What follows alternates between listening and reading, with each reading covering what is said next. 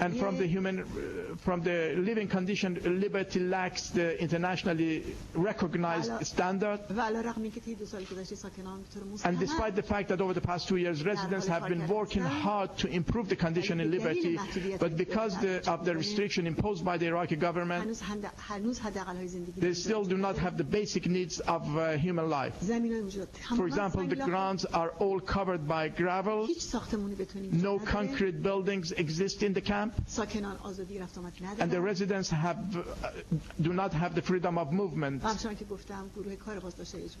And as I said, the UN Working Group for Arbitrary Detention has described the camp as being a prison.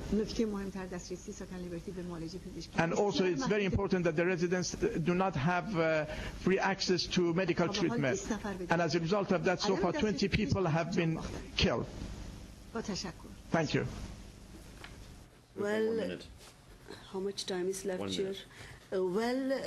Camp Liberty was initially a kind of a temporary stop for residents of Camp Ashraf before the relocation. So, but with only kind of 10% of residents, they were being resettled outside of Iraq in the span of 2.5 years.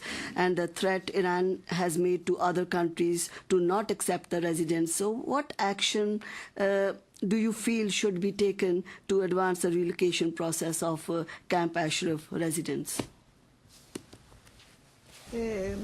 شما به درستی گفتید که ایران که یعنی رژیم correctly said that the Mullah regime does not want the residents of the Liberty to be relocated from Iraq to other countries. And in this regard,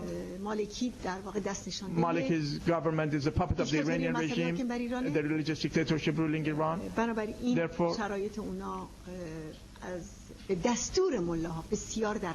so they are really at risk because of the order given by the Iranian regime to the Maliki's government. So I believe that the international community and you in Canada as a legitimate and respectable country can be more active, play a big role,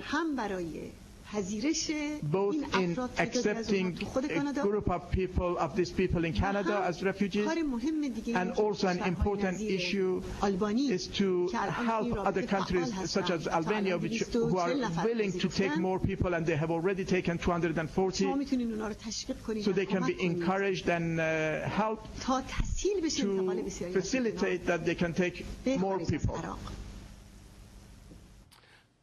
Thank you. Mr. Marsden, please.